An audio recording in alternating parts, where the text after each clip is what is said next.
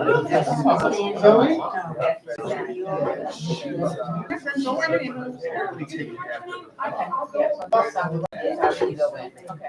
is, I was expressing. So you can write it down, because you have it right here. Sign your name. Write that, don't write your name.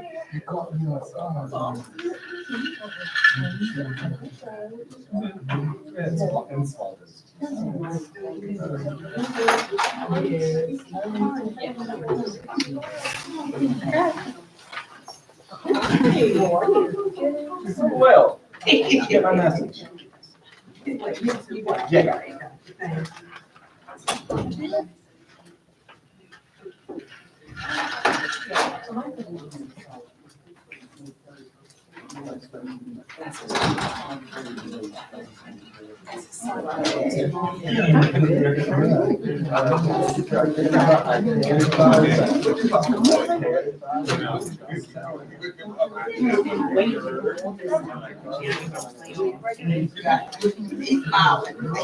Did you get it?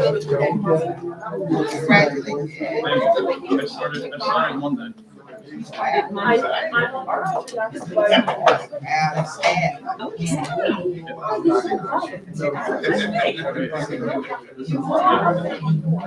So far, so good. Running around like a chicken in my head. It's been, it's a lot different than my neighbor. Not recognizing the fact that like, I'm dressed totally different and I'm not leaving at like oh dark 30.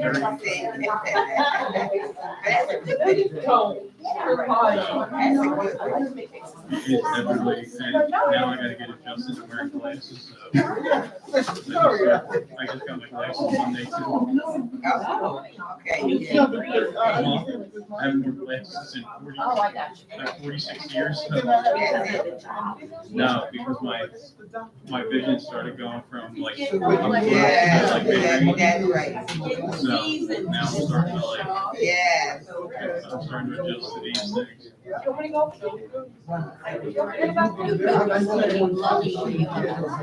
Well, that's just it's like Make sure you write your full name and your address. I really don't know.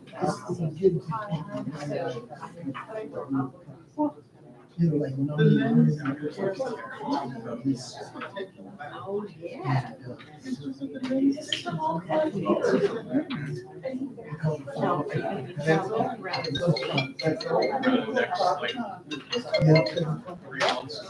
I'm his son if that counts. I'm gonna be working.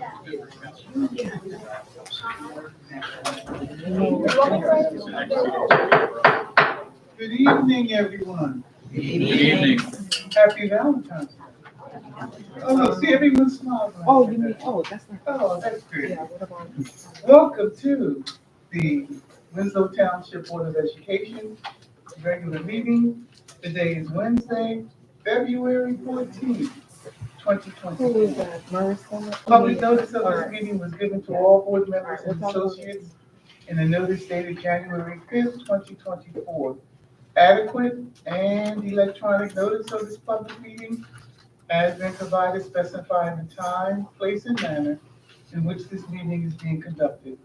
It was advertised in the Courier Post, posted in all schools, the administration office, the municipal building, the library, the Bud Duval Center, Edgewood Acres, Elmtown, and the Winslow Township post offices.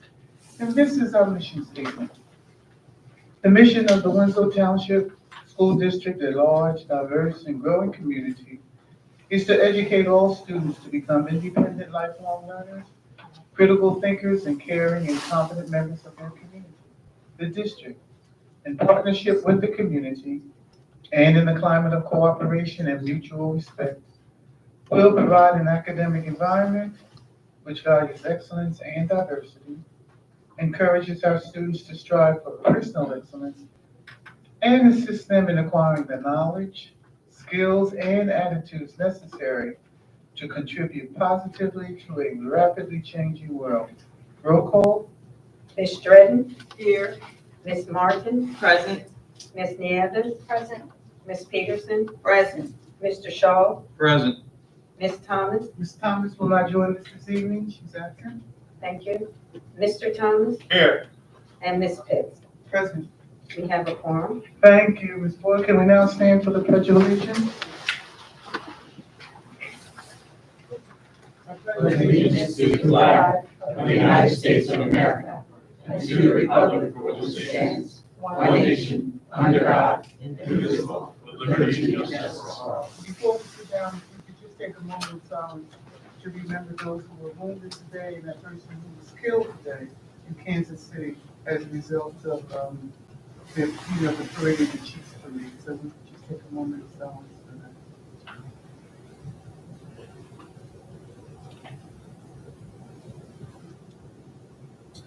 Thank you.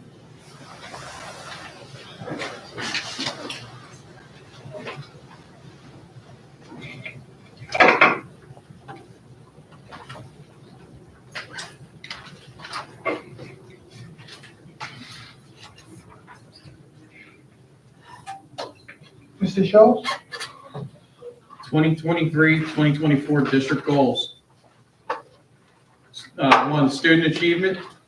Continue to implement best practices for delivering instruction to students utilizing all available and appropriate instructional models. This shall include A, development plans to increase the graduation rate. B, decrease chronic absenteeism. C, increase in benchmark scores in fourth grade ELA end of year. D, accountability for all district staff and stakeholders. 2, increase parent caregiver engagement in education. A, provide opportunities for two-way communication with district stakeholders. B, implement the culture climate survey. 3, market our strengths and achievements to all stakeholders to increase capacity for greater parent caregiver community support. A, work with communications consortium. B, continue with our public relations marketing plan. C, continue to work with the various advisory committees in the district. And D, focus on refining our communication methods and messages to better market our school district.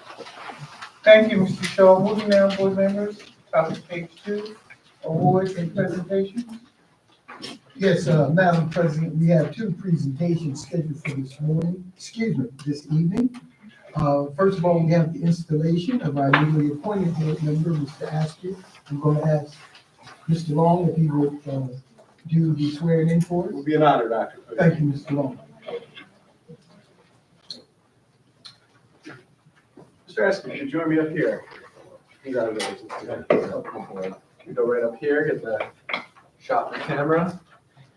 You can raise your right hand and repeat after me, please. I state your name. I, Anthony Askew, Do solemnly swear do solemnly swear that I will support the Constitution that I will support the Constitution of the United States of the United States and the Constitution and the Constitution of the State of New Jersey, of the State of New Jersey, and that I will bear true faith and that I will bear true faith and allegiance and allegiance to the same to the same and to the governments established and to the governments established in the United States in the United States and this state and this state under the authority of the people. under the authority of the people. I do further solemnly swear I do further solemnly swear that I possess the qualifications that I possess the qualifications prescribed by law prescribed by law for the office of for the office of member of the Board of Education, member of the Board of Education, and that I am not disqualified and that I am not disqualified as a voter as a voter pursuant to law, pursuant to law, nor disqualified nor disqualified due to conviction due to conviction of a crime or offense of a crime or offense listed in law,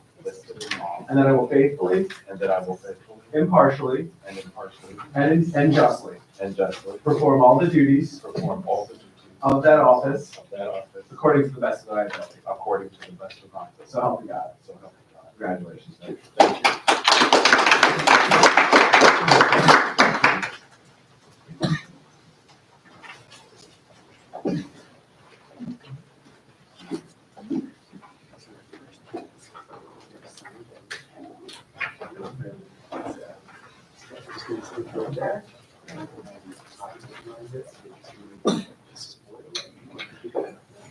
Our next presentation, Madam President, members of the board and community, is Mr. Dion Davis, Director of Human Resources, who provides us with our HIV report for period 1 presentation. Mr. Davis? Good evening. Pursuant to New Jersey Statute 18A 37-13 and New Jersey Administrative Code 6A 16-5.3, I'm here to report and seek approval for the Winslow Township School District's school safety data, which includes information on the district's weapons, violence, vandalism, substance abuse, and harassment, intimidation, and bullying incidents for the period of September 1, 2023 through December 31st, 2023. Board members, in your folders, you should have a chart, which I will go over. School number 1, HIV. There were 3 alleged incidents, 1 confirmed, for a total of 4 HIV incidents during that time period. There were 0 weapons, 0 violence, 0 vandalism, and 0 substance abuse, for a total of 4 incidents at school number 1. School number 2, HIV. 1 alleged, 0 confirmed, for a total of 1 incident. There were 0 weapons, 0 violence, 0 vandalism, and 0 substance abuse, for a total of 1 incident at school number 2. School number 3, HIV. There was 1 alleged and 1 confirmed, for a total of 2 incidents. There were 0 weapons, 0 violence, 0 vandalism, and 0 substance abuse. So there were a total of 2 incidents at school number 3. School number 4, HIV, there was 1 alleged incident. Now the total, there was 0 weapons, 0 violence, 0 vandalism, and 0 substance abuse. So at school number 4, there was just 1 incident. School number 5, there were 2 alleged incidents and 10 confirmed, for a total of 12 HIV incidents. There was 0 weapons, 0 violence, 0 vandalism, 0 substance abuse. So school 5 had a total of 12 incidents. School number 6, there were 8 alleged incidents, 4 confirmed, for a total of 12 HIV incidents. 0 weapons, 0 violence, 0 vandalism, and 0 substance abuse. So school number 6 reported 12 incidents for that time period. The middle school, HIV. 7 alleged incidents, 4 confirmed, for a total of 11 HIV incidents. 0 weapons. There were 18 incidents of violence that were characterized as follows: 9 fights, 7 assaults, 1 threat, 1 false public alarm. 0 incidences of vandalism, and 6 instances of substance abuse, all of which were due to marijuana. So the middle school had a total of 35 incidents for that period. Lastly, our high school, HIV. 7 alleged, 0 confirmed, so there were a total of 7 HIV incidents. There were 2 instances with weapons, 1 was a knife and 1 was pepper spray. Violence, there were 9 incidents, 3 of which were fights, 4 assaults, 1 theft, and 1 threat. 0 instances of vandalism, and 4 instances of substance abuse, all of which were marijuana.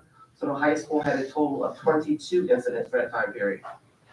So our totals for HIV for all schools for the period of September 1, 23 through December 31st was 50 HIV, 2 weapons, 27 violence, 0 vandalism, 10 instances of substance abuse, for a total of 89 incidents for report period number 1.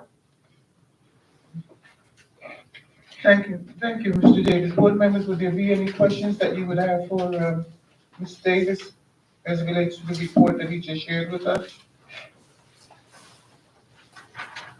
No questions, therefore I'm asking for a motion to approve the presentation of the HIV report.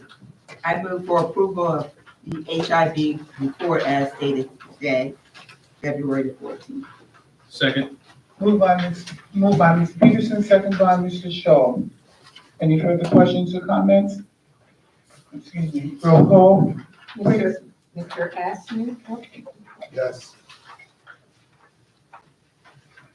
Mr. Askew, Yes. Ms. Stratton, Yes. Ms. Martin, Yes. Ms. Nieves, Yes. Ms. Peterson, Yes. Mr. Shaw, Yes. Ms. Thomas is absent, Mr. Thomas, Yes.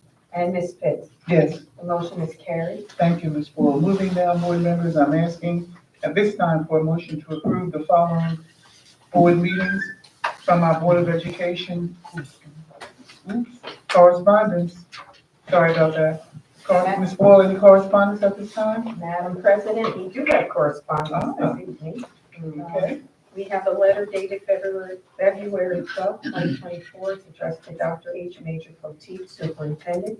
The subject is Educational Facilities, Construction and Financing Act, Section 15 Grant Agreement Offer Letter, and it's regarding Winslow Township Elementary School number 6, and the project is the HVAC control. Dear Superintendent Poteet, it's our understanding that your district has obtained approval from the Department of Education for a school facilities project and has elected to receive a Section 15 grant. It is also our understanding that the district has obtained the other required approvals, which are preconditions to receiving Section 15 grant.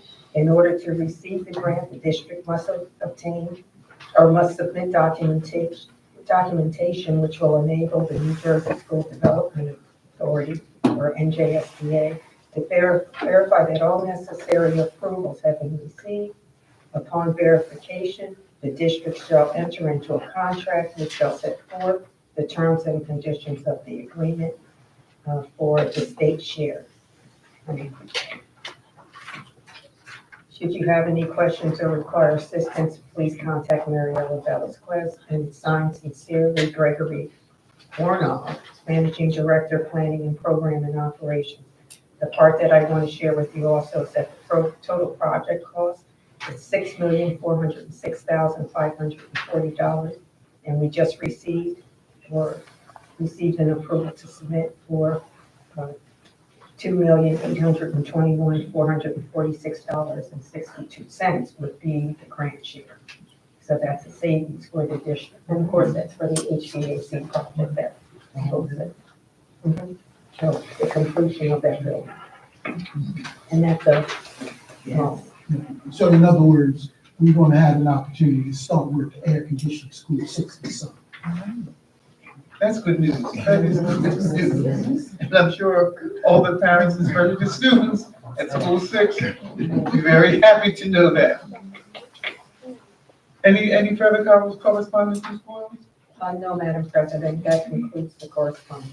Thank you. Moving now, board members, I'm asking for a motion to approve the minutes from the following meeting, the Board of Education that was held on Wednesday, January 10th, 2024, open and closed session. Is there a motion? I move for approval of the regular meeting Wednesday, January 24th, 2024, open and closed session.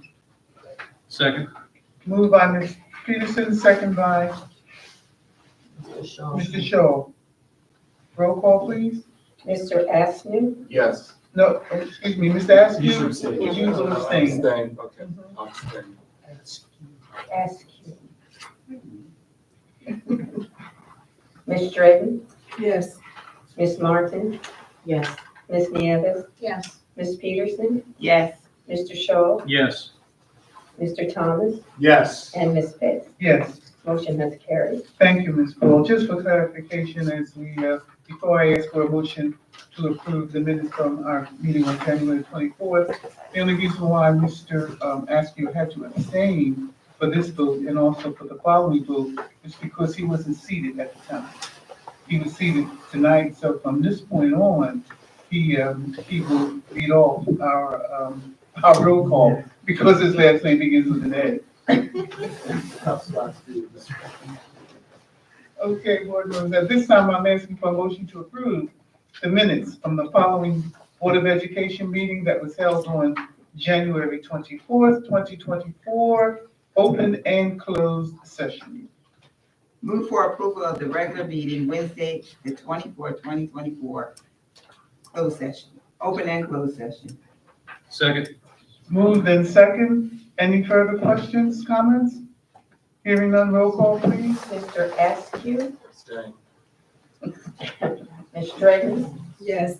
Ms. Martin, Yes. Ms. Nieves, Yes. Ms. Peterson, Yes. Mr. Shaw, Yes. Mr. Thomas, Yes. and Ms. Pitts. Yes. Motion has carried. Thank you, Ms. Bull. Moving down, board members, I'm at the top of page 3. No, I'm not. I'm still at the bottom of page 2. We're moving now to our committee reports. Let's begin with our athletic committee. Is there a report out of our athletic committee? Yes, Madam President, we do.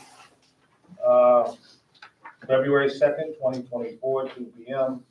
Attendees: Dr. Poteet, Kashima Lane, John Shaw, telephonic means, and Joe Thomas. Topics of discussion: 3 achievable goals for the committee to achieve for the year ending 2024.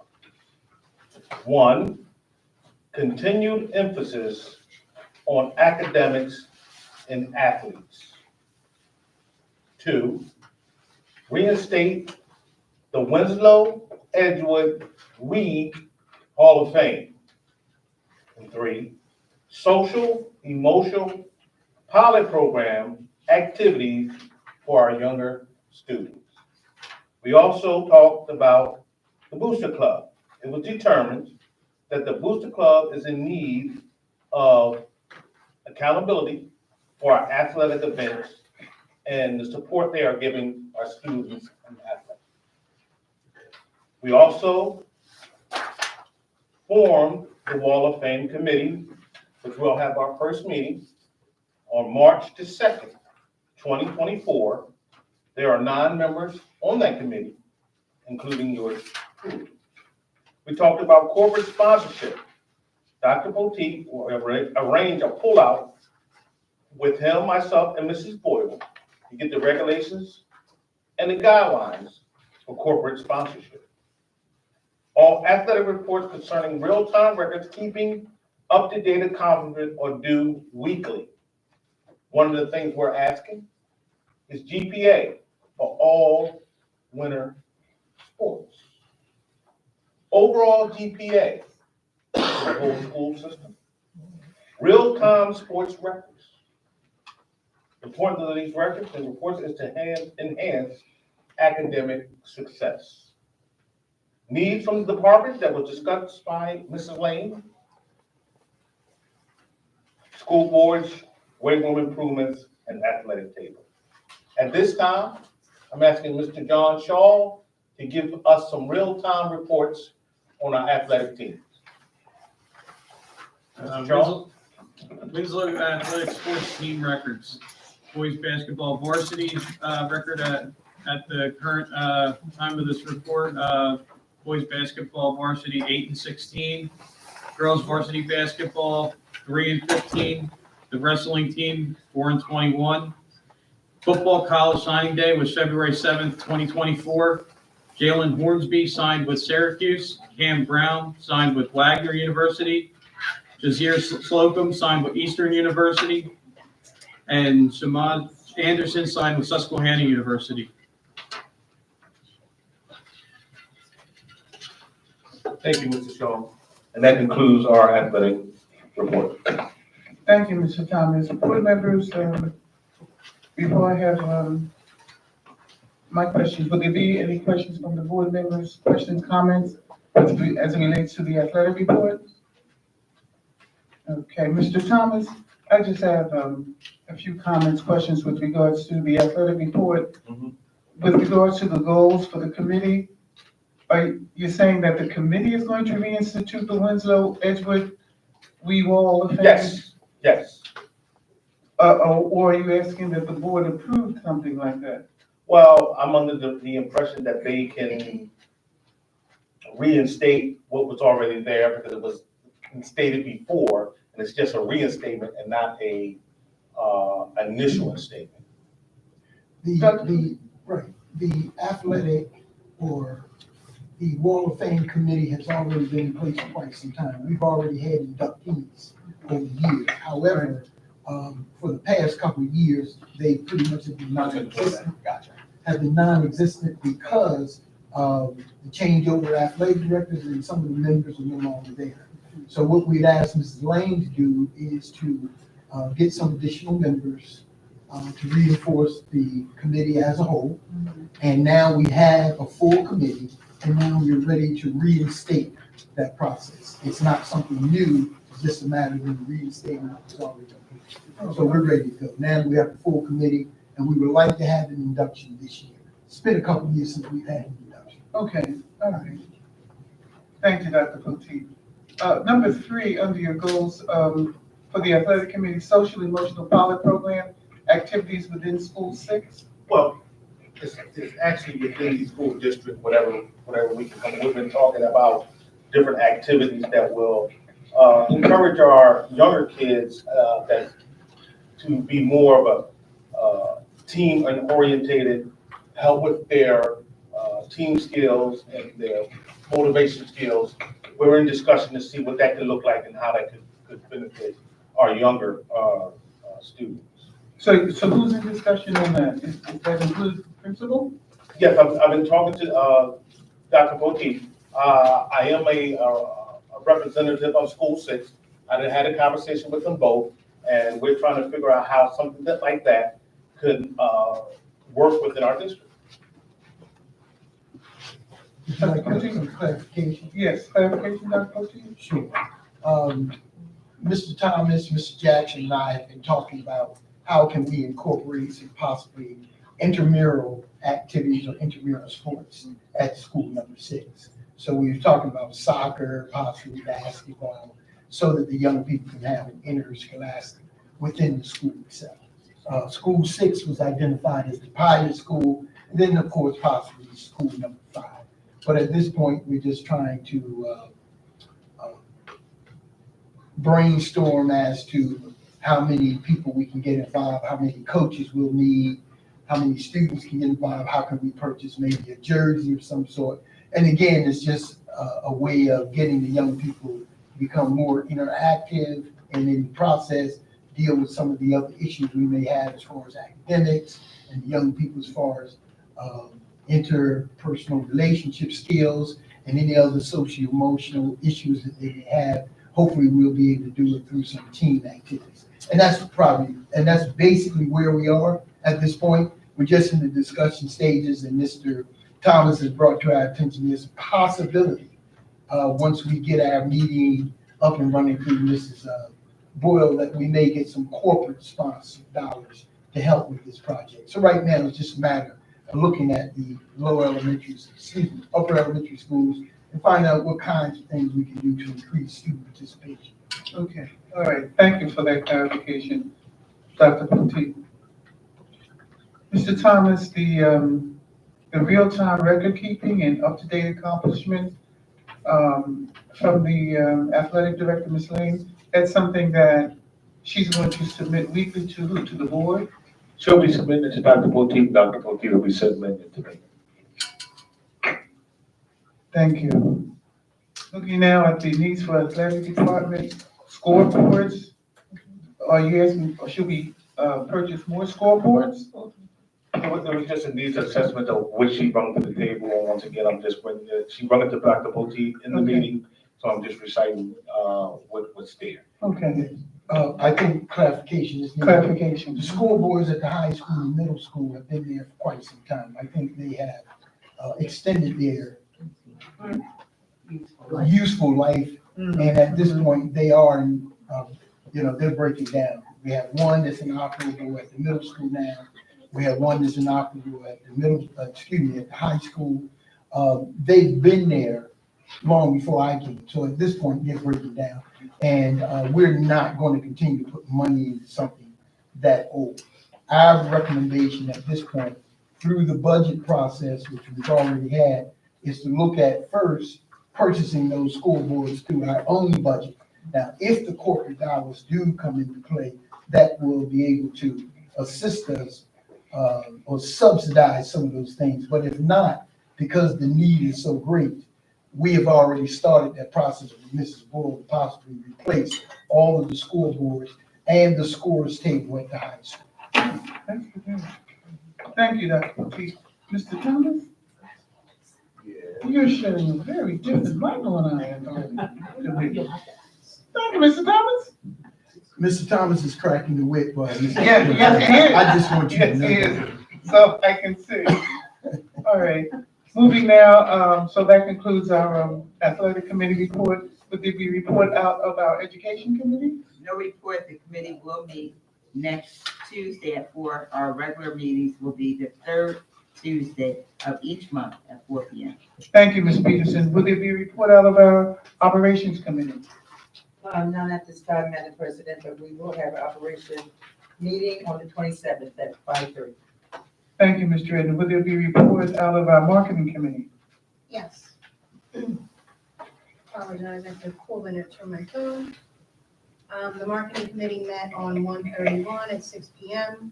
Present were myself, Mr. Shaw, Mr. Thomas, and Mr. Davis. We began the meeting with an overview of the strategic marketing plan as well as the plan for Ms. Perlow of the Communications Consortium. We discussed the possibility of securing the data on email open click rate. Mr. Davis advised that individual school data would need to come from building principals. We also discussed our plans for the next chat with the board member, which is next Wednesday in this very room at 7 p.m. What focus questions we can ask to keep the topic on parent engagement, which we want to continue that conversation. Currently, the board members who are scheduled to attend are myself, Mr. Shaw, and Ms. Pitts, and I also learned that Mr. Thomas will be present to round out our 4 board members. Mr. Davis made the excellent suggestion in regards to increasing HSA attendance and therefore parent engagement, that HSA presidents should work with their building principals to send out text and email blasts regarding meeting dates.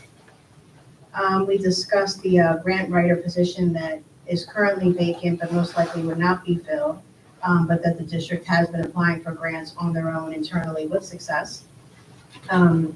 We discussed utilizing the billboards when available to send out messages to the community about good things happening in Winslow or a did you know type statement. We discussed showcasing Black alumni on the district Facebook page for the month of February, as it is Black History Month, and that has been going out, so thank you to Dr. Cote and Mrs. McCrary for that. I kind of closed out the meeting asking what our focus for the marketing committee should be going forward, as a lot of our previous asks were now being covered under what Ms. Perlow is doing with the Communications Consortium. One thing that I was remiss in putting on the notes, and I apologize, was we were going to ask Dr. Cote for an update on where we are with the Communications Consortium and Ms. Perlow. We adjourned at 6:34 p.m. and our next meeting will be on 2/26 at 6 p.m. via Zoom. Thank you, Ms. Nieves. Very comprehensive. Board members, any questions or comments with regards to our marketing committee report? All right, going forward. Dr. Cote? Yes, did you, Mrs. Nieves, did you want me to respond now? Because I did have some information included in our information items to address. Well, that's fine if you want to wait till that. Basically, my question was going to be on where we were at on her timeline. Right. So, yeah. I'll address that. That's fine. All right, thank you. All right, moving now, with regards to the policy committee. The policy committee will meet tomorrow at 4 p.m.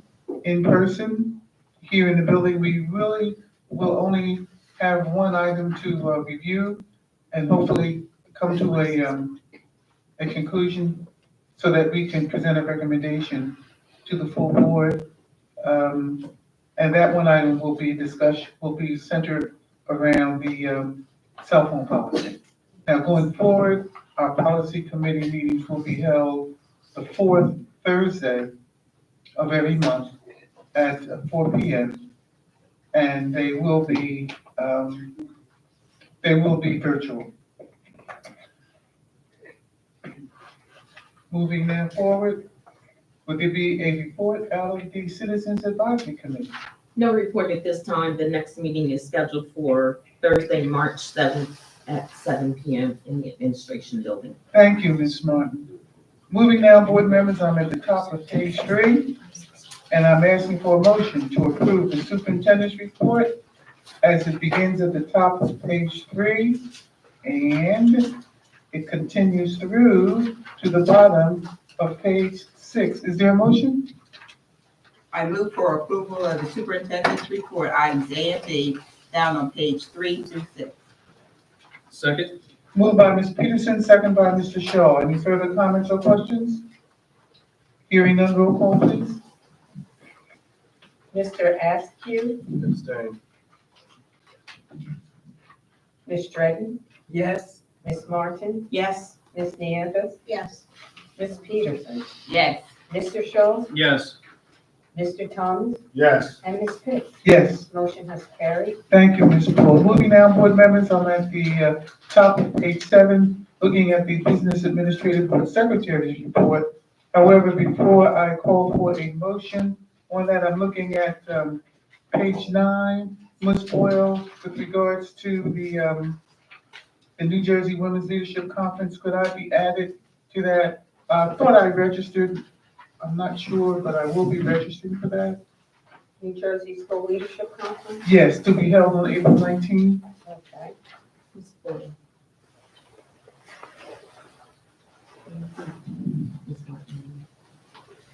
So we're going to add Ms. Pitts and Ms. Martin for the April 19th. Yes. Okay. So now, board members, I'm asking for a motion to approve the Business Administrative Board Secretary's report as it appears beginning on page 7 and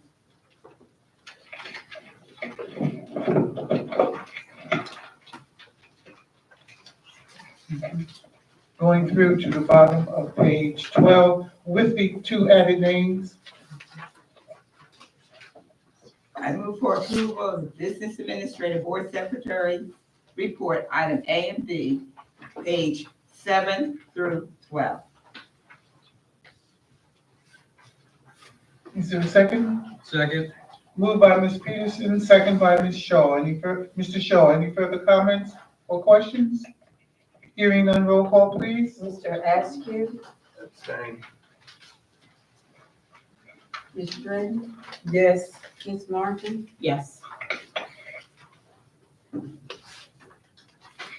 Ms. Nieves, Yes. Ms. Peterson, Yes to everything. I recuse myself from item 13, the New Jersey School Women's Leadership Conference, because there's a fee associated.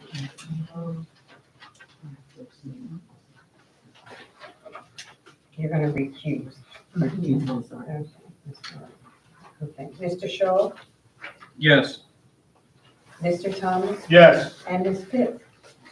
Yes to everything with the exception of page 13. As it relates to the NJSBA Women's Leadership Conference, I recuse myself from that. Motion has carried. Thank you, Ms. Boyle. Moving now, board members, I am at the top of page 13, our personnel report. I'm asking for a motion to approve the personnel report as it begins at the top of 13 and continues through to the middle of page 15. Is there a motion? Move for approval of the Personnel Report, item A, 1 through 8, found on page 13 through 15.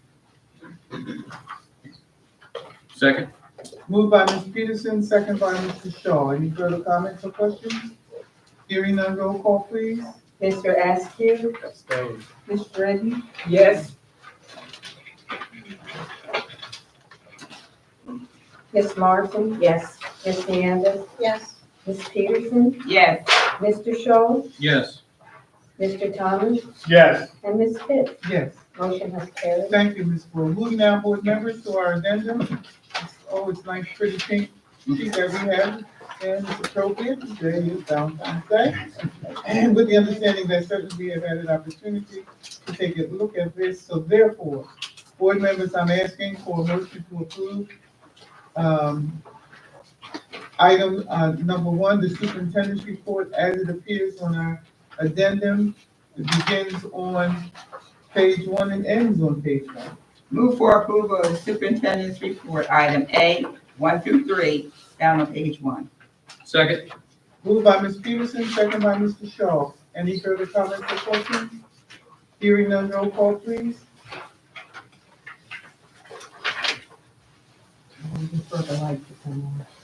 Mr. Askew, Abstain.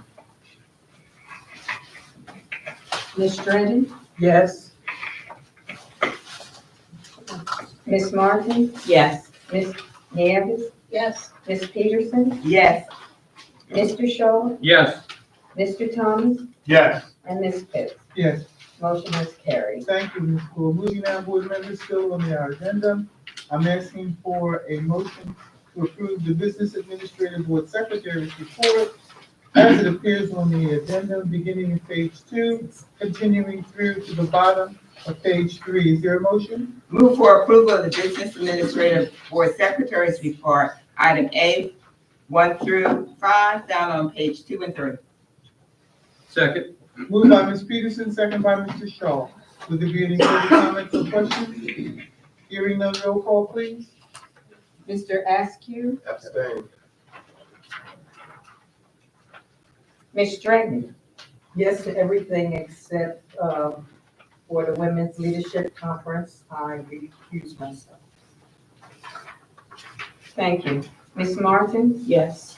Ms. Nieves? Yes. Ms. Peterson? Yes. Mr. Shaw? Yes.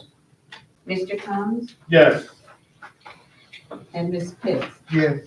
Motion has carried. Thank you, Ms. Fluor. Moving now back to our this evening's regular agenda, we're to the point where we are looking at the Open Public Records Act. Ms. Boyle?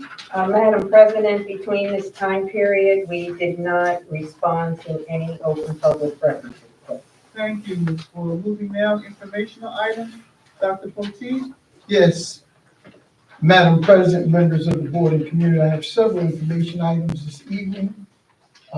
First, I would like to mention that we have received notification from the New Jersey Department of Education that schools 1 and 6 have met the criteria to exit comprehensive support and improvement effective June 30th, 2024. As you recall, earlier last year, those schools received technical support and financial support to address many of the academic concerns that were raised.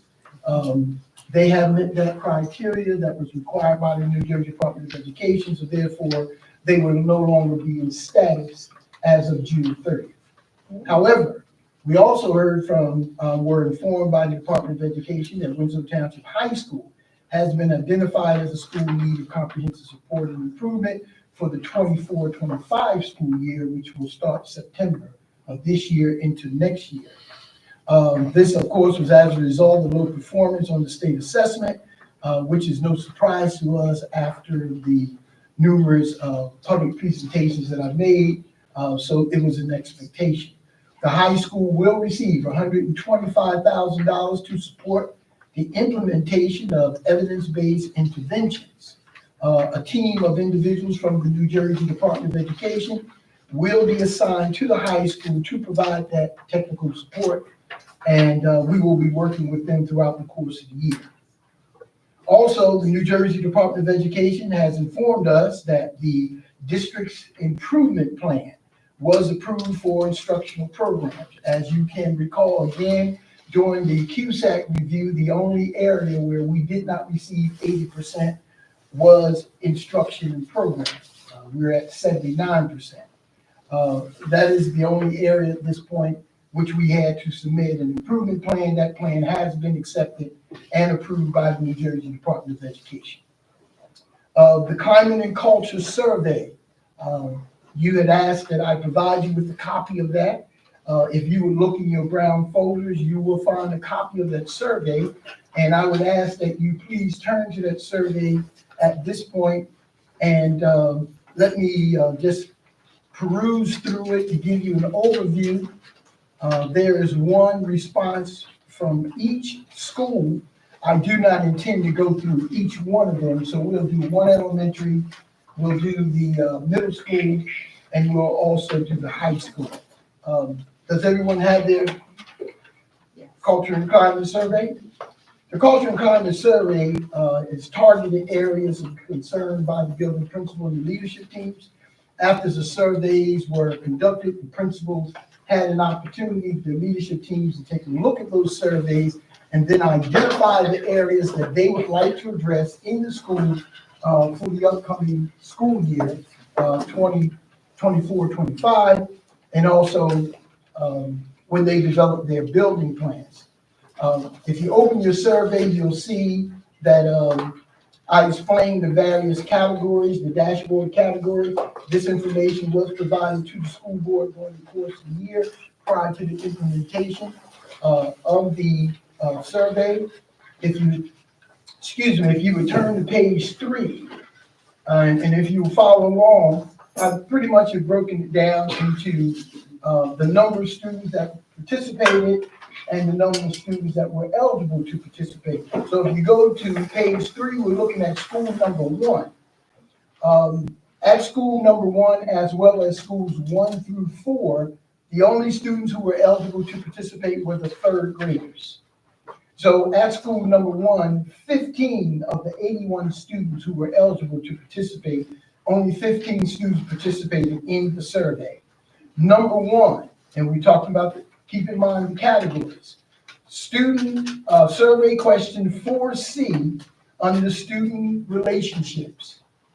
Most students in my school are respectful when they disagree with people. 4 responded no, 6 responded sometimes, 2 responded yes, 3 left it blank. The next question that was selected under emotional environment was question 2G. Students at my school are well behaved. 3 responded no, 9 responded sometimes, 3 left it blank. Moving on to the staff responses. There are 42 teachers on staff. Only 15 of those 42 participated in the survey. Survey question 4A under morale in the school. I am able to balance my teaching responsibilities and time spent disciplining students. 4 of those teachers responded strongly disagree. 3 responded disagree. 5 responded neutral. 1 responded agree. 1 responded strongly agree. And 1 left it blank. Survey question 7F, morale in the school. Students have pride in their school. 6 responded disagree. 3 responded neutral. 6 responded agree. Survey question 8G under morale in the school. I am proud to tell others that I work in this school. 1 responded strongly disagree. 3 responded disagree. 6 responded neutral. 4 responded agree. And 1 responded strongly agree. And if you go through the survey, schools 1 through 6, that's the format that was used. You please take note of how many students and staff participated.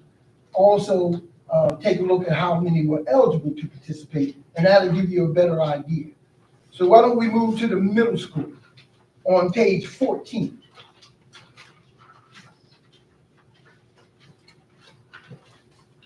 We have? Okay, on page 14, we're looking at the middle school. Student responses. 498 out of 799 participated in the survey.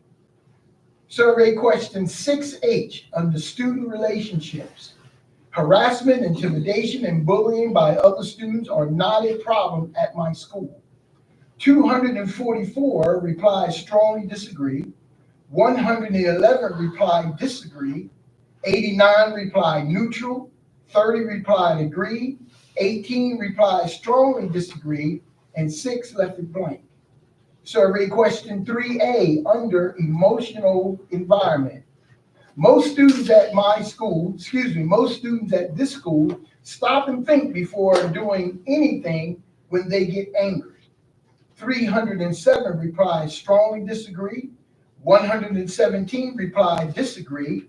52 replied neutral. 9 replied agree. 10 replied strongly agree. And 3 left it blank. Survey question 3B for students under emotional environment. Most students at this school try to work out their disagreements with other students by talking to them. 275 replied strongly disagree. 116 replied disagree. 81 replied neutral. 17 replied agree. 7 replied strongly agree. And 2 left it blank. Moving on to the staff responses. 34 of the 84 staff members participated. Survey question 7F, morale in the school. Students had pride in the school. 5 replied strongly disagree, 19 replied disagree, 8 replied neutral, 2 replied agree. Survey question 7E, under emotional environment. Students at this school are well behaved. 9 replied strongly disagree, 15 replied disagree, 9 replied neutral, 1 replied agree. Survey question 5F, under parent support and engagement. Parents are actively involved in the school. 6 replied strongly disagree, 17 replied disagree, 10 replied neutral, and 1 replied agree. That is for the middle school. Moving on to the high school, starting on page 16, student responses. 907 students participated out of 1,246 who were eligible. Survey question 2C under physical environment. The temperature in this school is comfortable all year round. 417 replied strongly disagree, 260 replied disagree, 160 replied neutral, 48 replied agree, 13 replied strongly agree, and 9 left it blank. Just a caveat for that particular question, which is very, very important. The high school is one of the other schools we're waiting for the state to provide us with the approval notices so that we can move forward and correct the HVAC situation at the high school. Number 2, survey question 3A under students' emotional environment. Most students at this school stop and think before doing anything when they get angry. 449 replied strongly disagree, 263 replied disagree, 141 replied neutral, 38 replied agree, 14 replied strongly agree, and 2 left it blank. Third question on the student responses, survey question 3B, emotional environment. Most students at this school try to work out their disagreements with other students by talking to them. 435 replied strongly disagree, 270 replied disagree, 145 replied neutral, 40 replied agree, 12 replied strongly agree, and 5 left it blank. Moving on to the staff responses at the high school on page 17. 106 teachers or staff responded out of 128. So 128 were eligible, only 106 participated. Survey question 2A, physical environment. The school's schedule allows adequate time for teacher collaboration. 21 replied strongly disagree, 20 replied disagree, 33 replied neutral, 15 replied agree, 3 replied strongly agree, 14 left it blank. Survey question 5F, parental support and engagement. Parents are actively involved in the school. 26 replied strongly disagree, 45 replied agree, 26 replied neutral, 6 replied agree, and 3 replied blank. Survey question 9C, administration support. School administrators involve staff in decision-making and problem solving. 27 replied strongly disagree, 31 replied disagree, 21 replied neutral, 18 replied agree, 6 replied strongly agree, and 3 left it blank. So when you have an opportunity, ladies and gentlemen, you go through the culture and climate survey.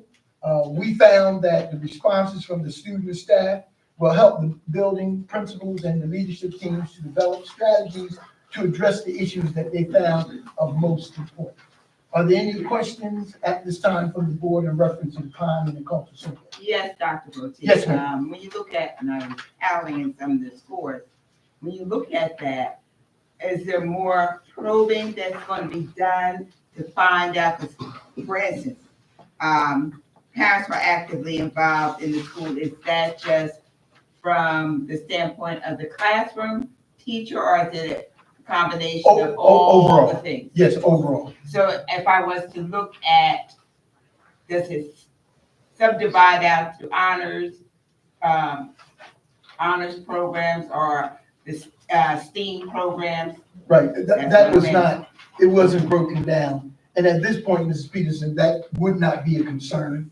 We are talking about parental participation. Doesn't matter whether your child is in the upper classes or involved in our special education programs across the board. But your strategies will change according to your. That is the purpose of the survey, to give the principals and the staff an opportunity to see what the concerns are and put strategies together to address it. And it'll be according to, the cluster groups. And the follow-up survey Okay, thank you. to determine whether or not some of the things they put in place, whether or not they met their goals. All right? I'd like to emphasize just one thing. The parental support and participation was so low that we couldn't even put it on the scale. So the question would be, when we do the survey again, why would we even use the parents? Because we don't have anything to compare it with, because so few participated. Was maybe about 8% of the total population. I think we had maybe 300 out of the possible over 3,000 or more. So, you couldn't even draw any type of at a minimum, you would look for at least 25% to have some kind of impact. But at this point, we're going to move forward with what we have. I think that the information that I provided with you gave us a foundation to work from, because the student participation was overwhelming, particularly as the grades got higher. You'll see, I think school 3 had a 100% participation from their third graders, 98 out of 98. So it depends on the school itself, but I think we have enough information to move forward. Mrs. Pitts, you have a question? Now, will this be placed on our website? It can, Mrs. Pitts. At this point, I'm just meeting the requests that were made here to make it available to you. Mrs. Martin will make it available to the CAC. But if you would like that to be posted, it's not a problem. It's public information anyway. So I think, because this can spur, some good conversation, and I Right. think, Ms. Nieves, that this will be helpful, with regard to, as we go forward with our chat with board members. Yes, I do have a couple of questions, if you're done, Mrs. Pitts. Yes, I am. So Dr. Pelletier, you're saying that when we resurvey, your intent is to not survey parents? Well, we can. I mean, it will be made available to them, but you won't have anything to compare it with. Let's say we have 50% of the parents participating. So, but we, like the young people and the staff, we can compare where we are, the strategies that are put in place at the school, to determine whether or not those strategies were met. Because the teachers, for example, when they take the survey, they'll be able to say the morale has increased, parental participation has increased, then we know we've met that goal. But as far as the parents, we have nothing. It'll be like the parents will be taking it for the first time, as opposed to other people taking the second time and having something to compare with. Sure, we'll make it available because, it will be there, but we have nothing to compare it to. But so you ask yourself, what would be the usefulness of it? If we can get more parents to take the survey, maybe that would be an indication that our outreach has been effective. I'm hoping that the activities and the things that you have in place, like chatting with the board member and all the other activities, we have a lot of parental participation at the activities we've been sponsoring over the past 2-3 months. The parents have been participating. So I'm not sure what we have to do, but we will make it available, Mrs. Nieves. That's not a problem. Okay, and my second question was, I noticed here that each school and breakdown, it had 3 questions that you presented. I imagine there was more than 3 questions. Oh, yeah, absolutely. It could have been as many as 10, 20 questions, but the idea was to select those that was of the greatest need. For example, when they got their information back, some of them were coded in red. And if red was your greatest concern, what is it that you think you need to do? What was most important to the students? What was most important to the staff? And that's the way they made their selections. So yes, they were able to go through each of the categories and select the questions that had the greatest amount of participation or the greatest amount of concern. So, but they did provide statistics on every question that was answered. Yes, every question has statistics, and some of them, of course, had very, very low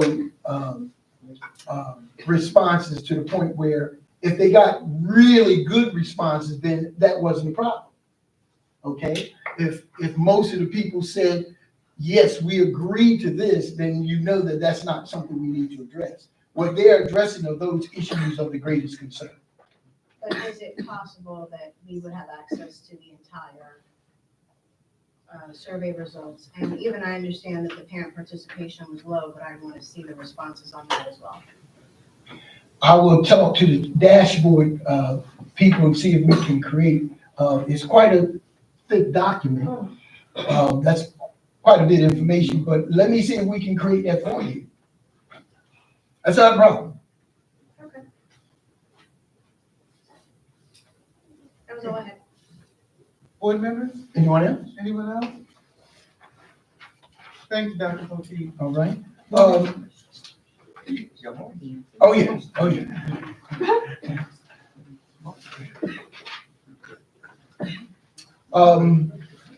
I know the board has already approved, but I just want to emphasize the fact that we did approve the revision of the district calendar. The snow makeup day for January 19th will be Friday, April the 5th, and that is a full day for staff and students.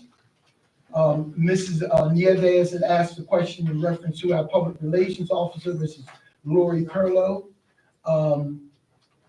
You will find in your folders also, I gave you some information. Mrs. Perlow and I met last Thursday. She would like to establish some focus groups to gather information on how we can improve our website as well as our overall communication. If you would turn to that information, you will see that there are dates that she has established that she would like to meet with board members, community members, parents, administrators, students, and their dates and times. The question she asked me was, she would like to meet with board members, but she would only meet with 3 at a time, but because you can't do more than 5. If she would meet with, since it's 9 of you, she would meet with you 3 at a time. More than 4. We can meet up to 4. Well, she wants 3 at a time, so we already broke that down. Because it's 9 of you, so 3, 3, 3. She would like to have an equal number. We can talk about what dates you are available, and we can move on from there. So that's where we are at this point. Mrs. Nieves, those focus groups, and we'll try to get those groups together. She will be conducting those meetings, and administrative presence is not required. She wants people to speak freely and openly. So she will be the one handling those meetings. So everyone have a copy? Did you find that in your folders? Yeah. So we'll be staying in touch with you, but look at those dates. Let me know which ones are available. You are available for, and then we'll make it happen through her schedule. Any questions in reference to those focus groups? Okay.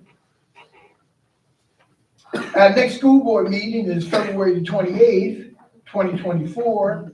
That meeting will be held at the high school auditorium. We've completed our test run, and we're ready to see if that location is more conducive to live streaming our meetings. This week, we went over, and the logins were great, sound was great, acoustics. The people who called in could hear us clearly. So we're hoping at our next school board meeting, everything works as well. But we're prepared to go in and give it a dry run and see what happens. Okay? The meeting has already been advertised for the auditorium. At least it'll be a comfortable environment. So we'll ask everyone, because of the large setting, people come down and sit as close to the stage as possible.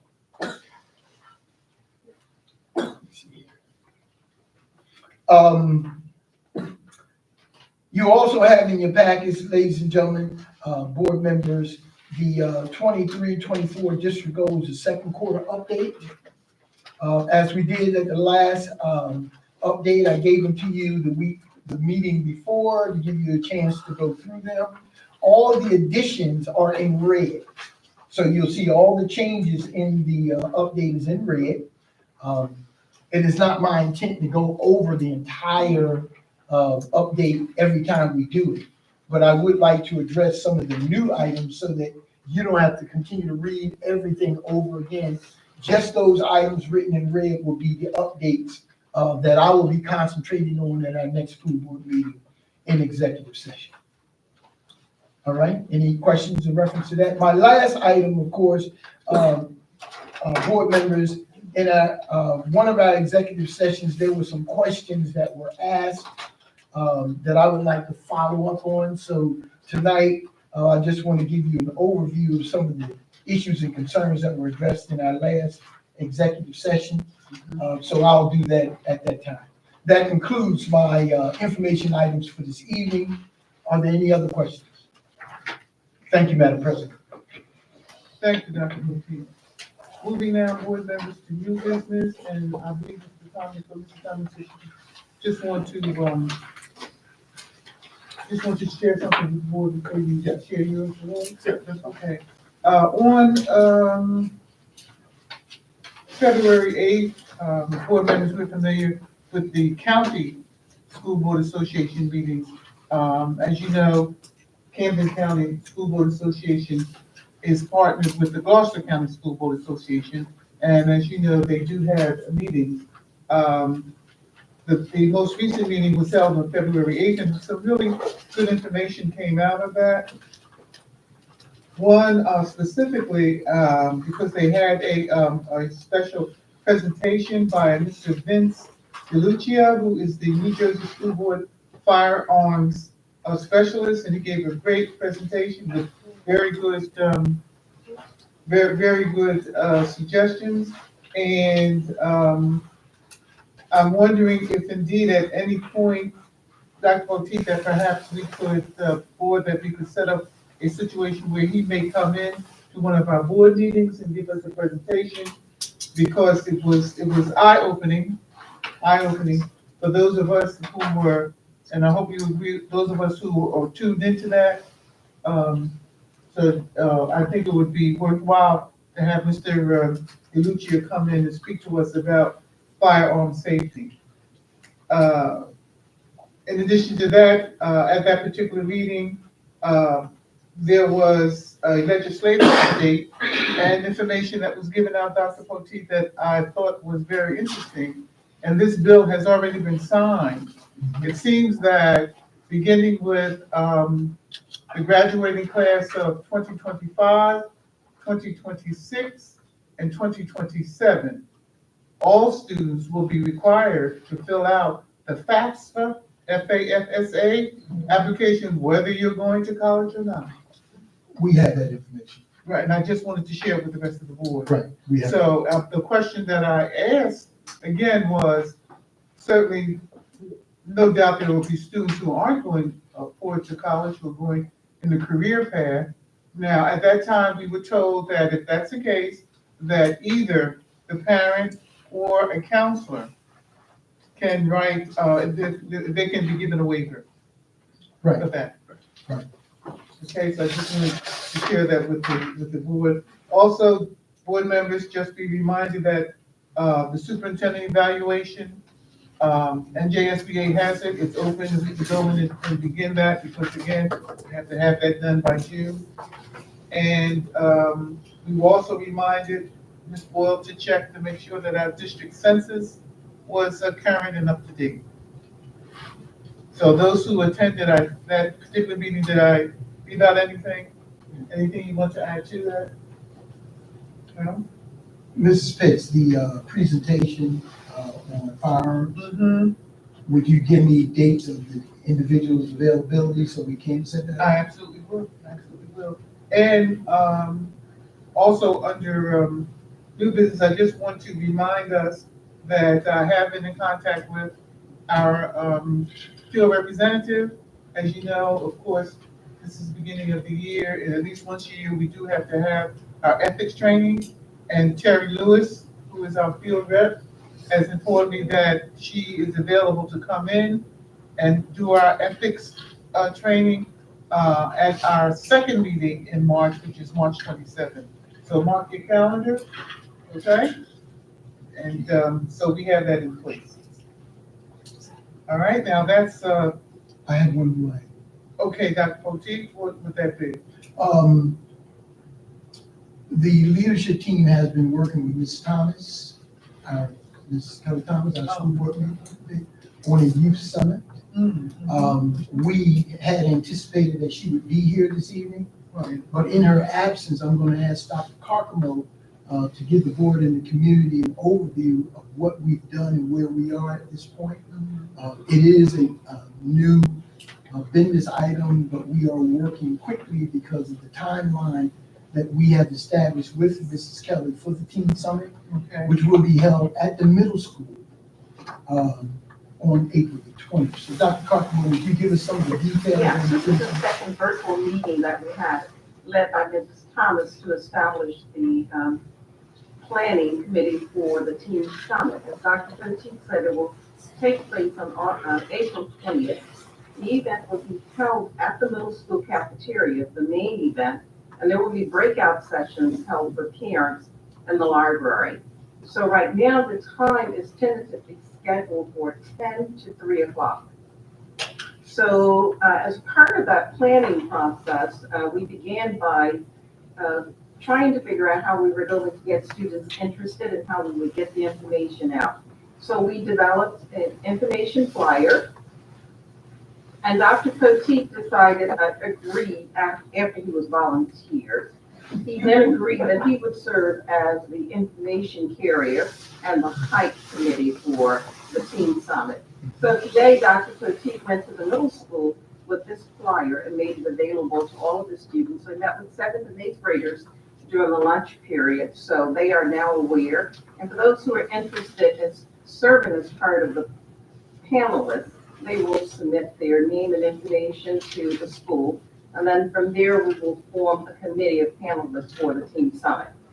So the flyer simply said, we want to hear from you. And this is an opportunity for middle school students to come out and share their concerns, ideas, and to talk about things that are important to them, as well as to find places where they can go and get assistance. We are focusing on relationships and building healthy minds and bodies. We also decided that we wanted to have staff assist us with this process. And so we have posted a position for Teen Summit advisors. And as of today, we have 2 staff members who've responded that they would like to work with the Teen Summit. The position is still open and it will close next week on the 22nd.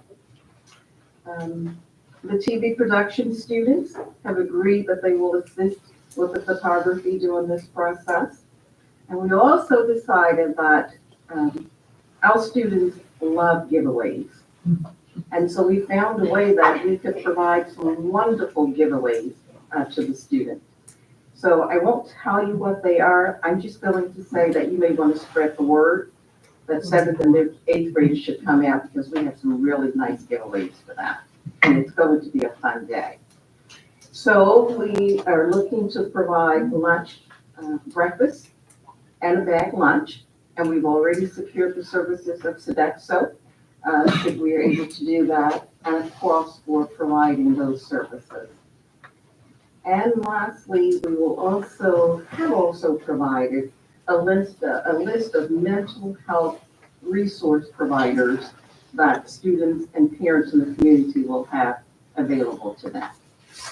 So, Mr. Davis, I exited the meeting before we could establish the next meeting date. Do you know when the next meeting date will be? No, because when you accident. Oh, don't tell, don't tell. 2 meetings. We have another meeting coming. I forgot I was serving as host, so when I shut down the meeting, I shut down everyone. But so far, things are going well. So the committee members tonight will receive a folder that has a copy of all of the things that we put in place, as well as the graphics for the items that we can't talk about, the giveaways, but you will have a copy of all of the graphics. So I think it should turn out to be a lovely event. But don't forget to invite the 7th and 8th graders out. There's some great giveaways and free food. Thank you, Dr. Carter. I'm thinking, with regards to, you mentioned getting the word out, turning to our marketing committee, and my thought is, if it's at all possible, if we could get that information out on the digital, not scoreboard, the digital bulletin board, if at all possible. It's on the billboard, you mean, The billboard. and the Facebook page Right. as well. Dr. Clark, I have one question. What's the deadline for students I'm sorry. the deadline for students to apply I to the think it's panelists? March, It's on the flyer. I think March 8th. Okay. Yeah, Now- I mean, that's what they submitted by March 8th. We had conversation That's also what with Mrs. Perlow, and Mrs. Perlow is going to help us with the advertisements for this. And she said that this kind of activities, positive activities, there may be some interest from the news media. They may want to come out. Whether they come out or not, of course, the show must go on, so we're going to continue to do what we have to do. But Mrs. Perlow will assist us in the advertisements for this activity. And So- we can look for, and we can look here on next Thursday. So we're moving forward. Mrs. Thomas unfortunately isn't here, but this is her idea. She is spearheading this, and we're just working with her. So we want her to do the presentation, but thanks, Dr. Parker, I appreciate it. Okay, that's exciting. Looking forward to that. Again, still on new business, I believe, Mr. Thomas? Yes, Madam President, I do. I just want to say once again, I mean, as you know, I am a alumni of the school, and right now I'm very proud to be a part of this leadership panel to talk about the Teen Summit, which is one of the first that I know of that was done. The Culture Commons Survey was something new that we endeavored. We had the courage to go ahead and get it done. We're going over to the high school to try to improve our appearance and our communication with our stakeholders, which I am so proud to be a part of that. But as we all know, this month is Black History Month. And this past month, I was challenged, thanks to our marketing committee, that did some fabulous things. Go to our Winslow Talk page. We put some Winslow Black history of some students and that crossed these hallways that are now doing big things within the community. And I want everybody to know history begins when you talk about it. When you stop talking about it, there is no more history. There's no qualification or history. It doesn't have to be great. It just got to be something that something was done and something that was talked about. So I just want to read off a little something that was prepared for me to read. Black history has played a significant role in various fields, such as education, government, business. For instance, Jean LaRue, Jamila J. Woods, Kenneth Parker, Patricia Parker, and even some of our colleagues sitting at the table right now became pioneers in this field. So when I went and did the research on this, and I went back to the library, and I went back to 1969, and come to find out, we have our own Rosa Parks sitting here at this table. Back then, there was some busing issues. And we have a lady sitting up with us, was one of the first that got a chance to ride the bus to go across the highways, because you weren't allowed to cross. You had to walk across the major highways, like. And we have somebody sitting on our table who's on that bus that was first sanctioned to be able to carry the students to our schools. We also, in that class of 1969, was the first Black African-American class president, Mr. Wanger. So these are some of the things that when I looked in a yearbook in history that's not being talked about, that I want to try to pass on to education so it can be talked about. They open doors for future generation embodied in Winslow Township. Their achievements reflect an indispensable part of Black history in our town. This report showcased renowned Black Americans and their notable achievements in Winslow Township and school district. Both in mid-20th century and Winslow Township, one of the most notable figures was Jamie F. LaRue, the candidate got our first public service through serving in both Township Council and Board of Education. You got elected to both in the same time. You couldn't serve, but you got elected to both. This first statewide Women's Summit was organized in New Jersey with the active participation of Ms. LaRue. which ensured her commitment to empowering committees. She later served at several top positions, such as lobbyist, senior executive with St. Barnabas Health Care Systems and Rutgers University. LaRue's pioneering efforts opened new doors for Black leaders in Winslow Township who would follow in her footsteps. Another Winslow Township pioneer is Patricia Ann Parker. Parker received her education from Winslow Township School / Edgewood, and she was a long-term distinguished employee and the district's official who had worked for 3 decades. She also assumed roles such as Director of Special Education, teacher and student counselor. Parker was a champion of educational excellence and advocacy for students of all kinds that will be remembered for a long, long time. Her election as the first African-American woman to chair the Winslow Township Board of Education was a significant landmark. The motto of Parker for hard work and devotion to public service encouraged future generations of students. However, Winslow Township has had Black people rise to significant heights in their professionals and lead society in various roles, from business leaders to elected officials. Winslow Township is shown by Kenneth J. Parker. Kenneth J. Parker rose from janitor at Atlantic Electric to president of the government body of Atlantic Electric. He graduated in 1980 and had a job.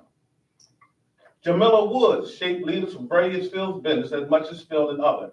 And through hard work, Park went from working as a junior of the president of the division of Atlantic City all the way up to the president. Jamila Woods has emerged as a pathfinder by being the first Black woman to represent her district in the Maryland House of Delegates. Having been educated in Winslow Township school system, the success of such individuals as LaRue, Parker, Woods confirms the historical role of Winslow Township and their school district is making in Black leaders who promote change. In conclusion, Winslow Township has a strong African-American heritage due to the residents who fought through adversity to succeed in their professions. They were people to be emulated by others who seek leadership positions found within the African-American community.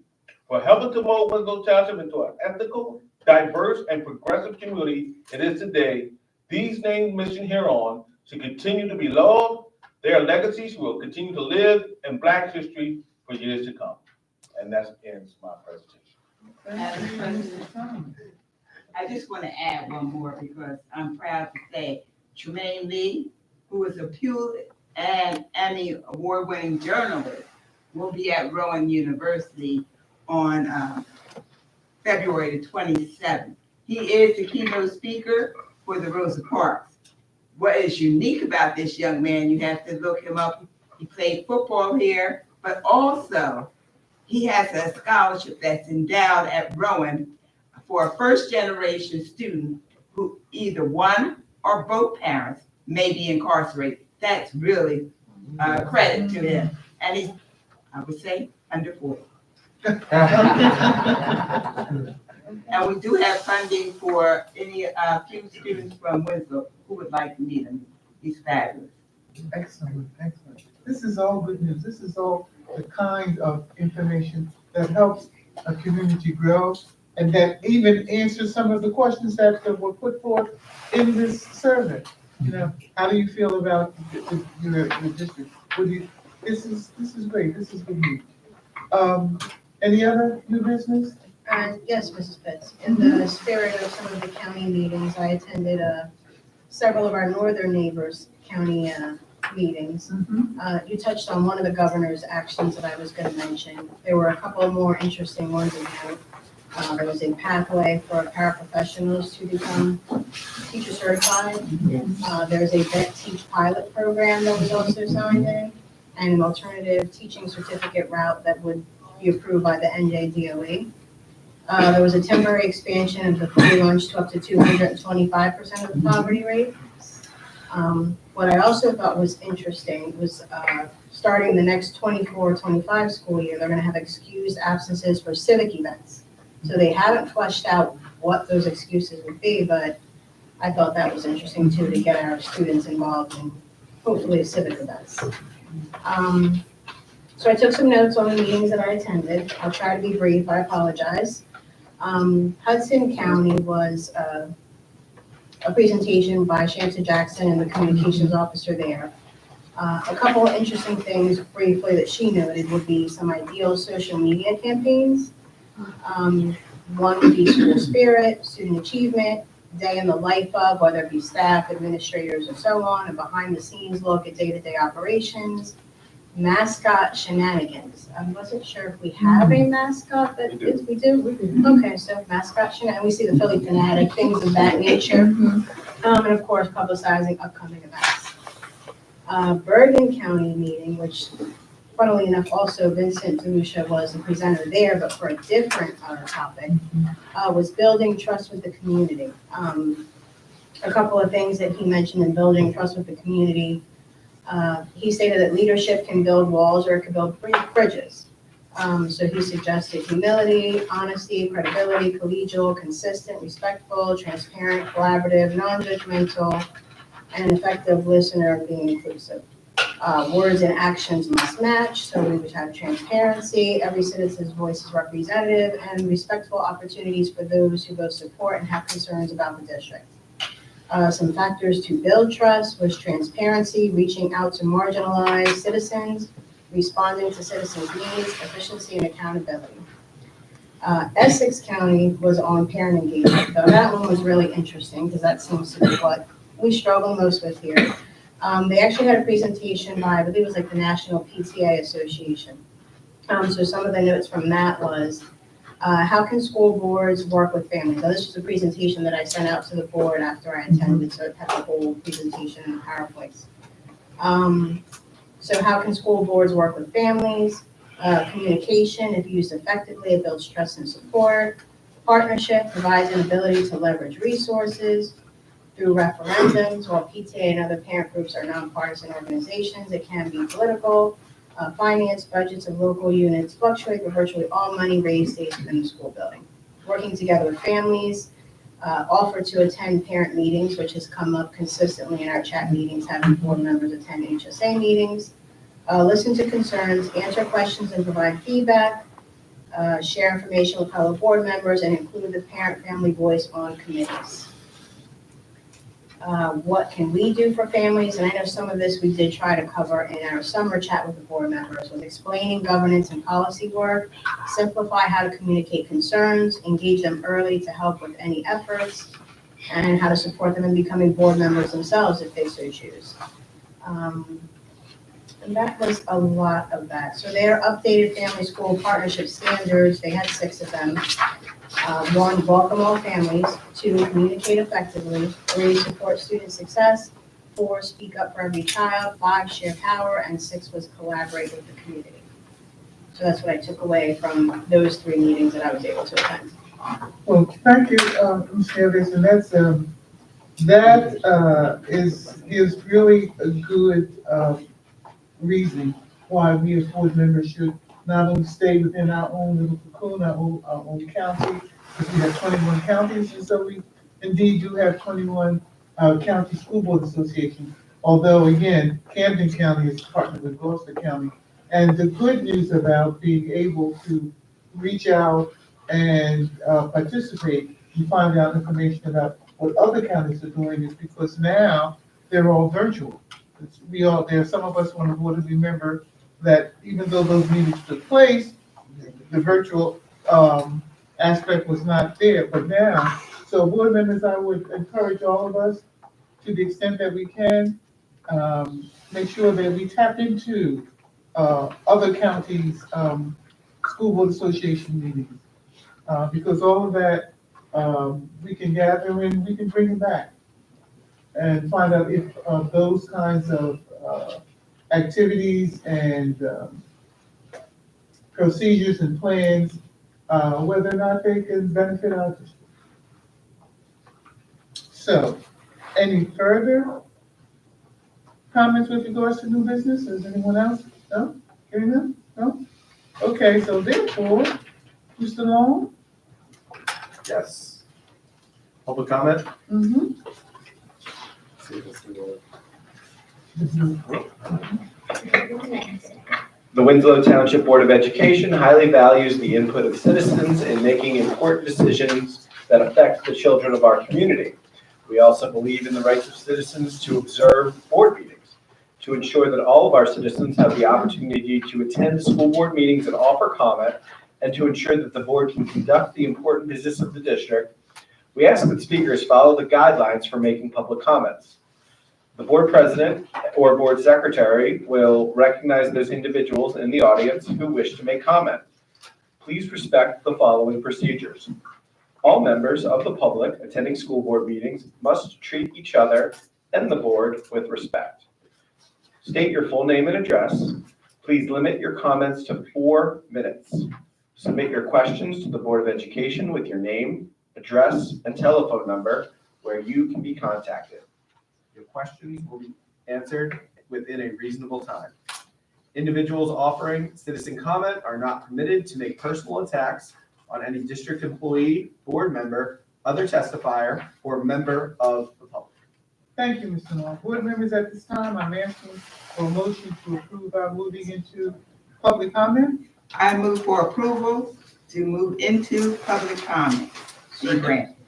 Second that? Moved by Ms. Peterson, second by Mr. Shaw. All in favor? Aye. Any nays? Thank you, Ms. Boyle. Ally Murphy.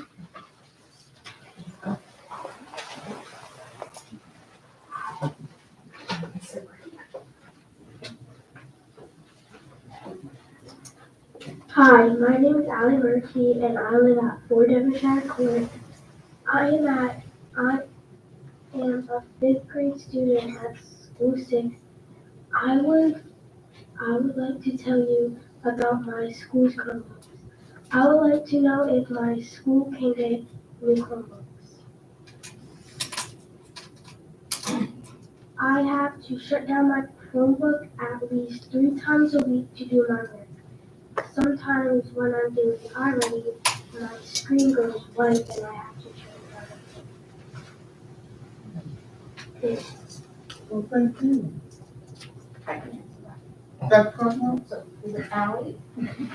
So Ally, we have ordered Chromebooks. I don't know that they will be delivered to Mr. Jack. It's already placed an order for new Chromebooks. In addition to that, we have there's like a bid that's going on. It's like those Chromebooks. Is that a bid for Chromebooks? Yes. Yes. So I think we have to. We Isn't that have the one one we up just for discussed? Chromebooks as well. For the Chromebooks. What was that we just? No, the Chromebooks have already been awarded because we already, a new bid was awarded for Chromebooks. In addition to that, Mr. Jackson also ordered Chromebooks. So you should have plenty of Chromebooks in your building that are working Chromebooks. Thank you. Okay? Well, Ally, thank you. What I would like to say is this. It's so nice to see our students come up because, Ally, you have just proven what I've always felt, what I've said to even our adults. Show up. When you show up, stand up. And when you stand up, speak up. Because we listen. Thank you, Ally. Thank you very much.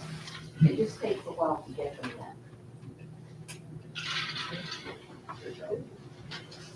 Andrea Dobbin.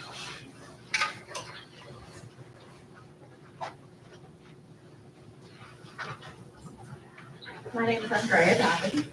I live at 17 Houston Lane, over in Peru. So first I want to say I am a Winslow alumni. So I hold you guys to a very high expectation because I know what I went through when I graduated. So I have 3 things I want to talk about, so I'm trying to make it quick. I'm only 4 minutes. Special education.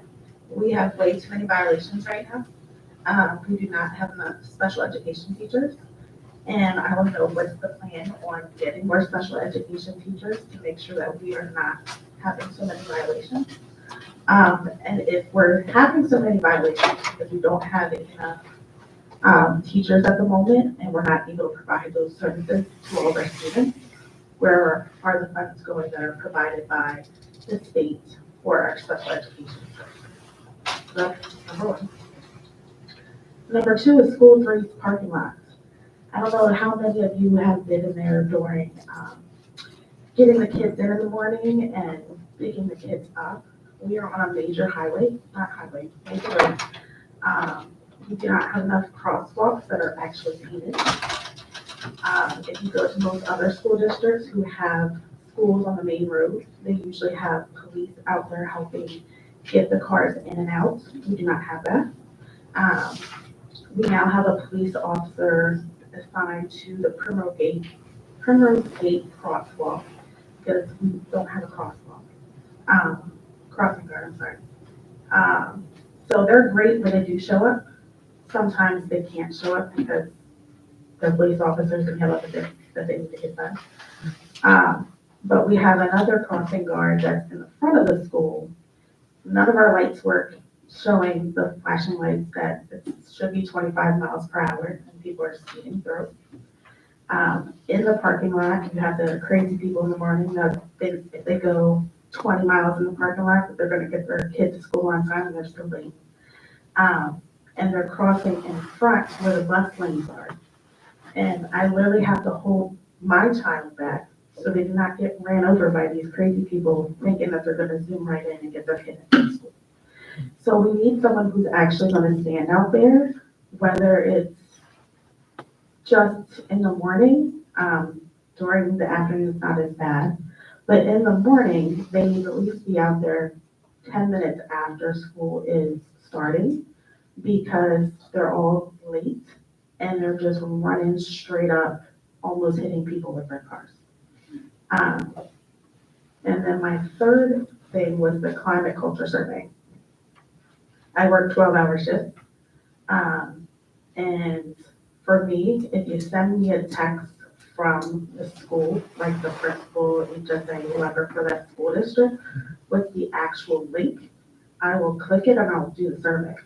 What was happening before is you're telling us to log on to the website to the district, then log into our school's webpage to do the survey.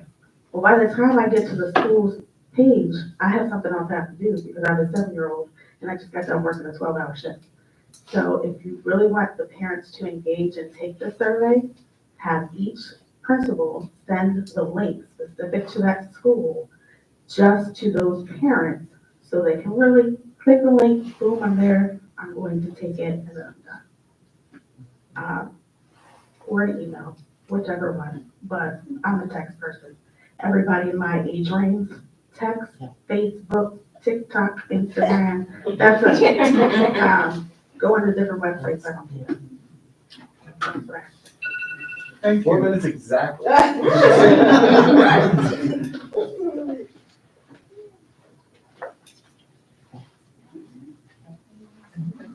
Did you want me to share? Okay. Yeah, quite a few. Okay. Well, you are doing what Mrs. Pitts asked you to do. You know, come out, stand up, speak up, which you've done, not a problem. The special education teachers, I wish I had a solution. We have an open advertisement for special education teachers that never close.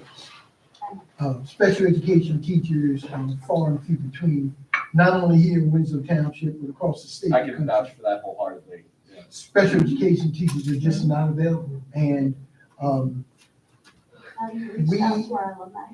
we do not,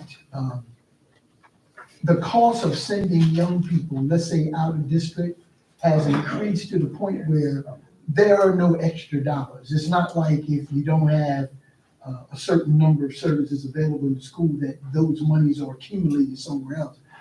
In some cases, it costs us over $100,000 to send one child to an out-of-district placement, and it goes up every year. And for example, just so you know, to transport that child to that out-of-district placement can cost us $500 a day.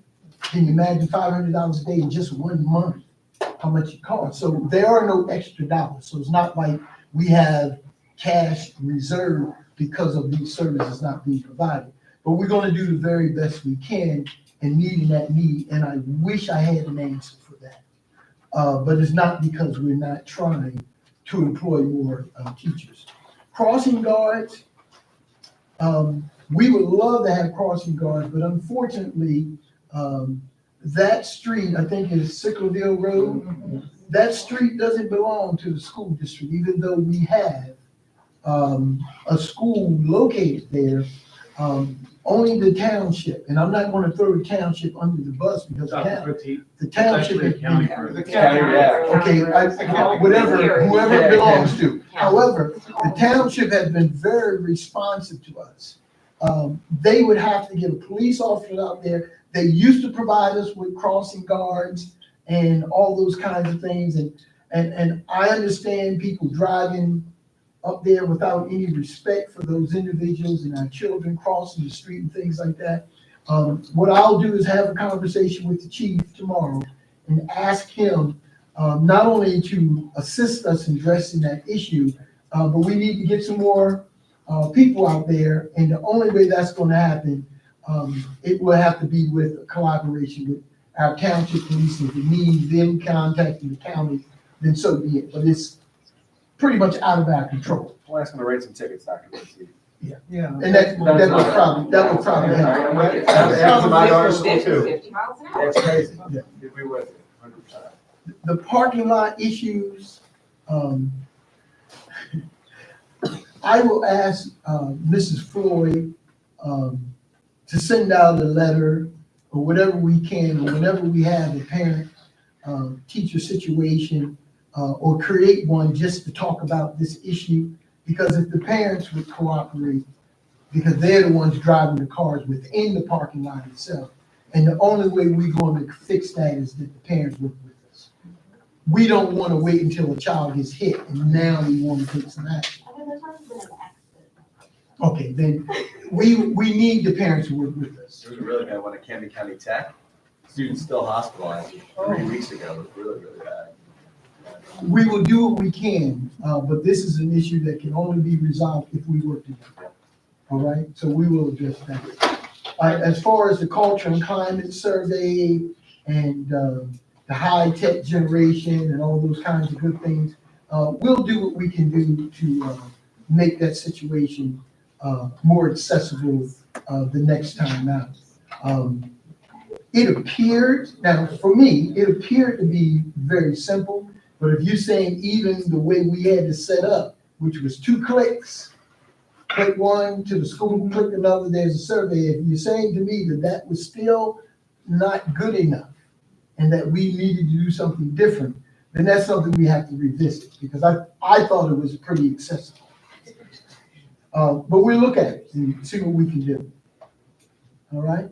So did I address all of your concerns at this point? Well, you may be here, and I'm not being facetious, you could be into 11 o'clock and my answers won't change, because a lot of what I'm saying to you is beyond our control.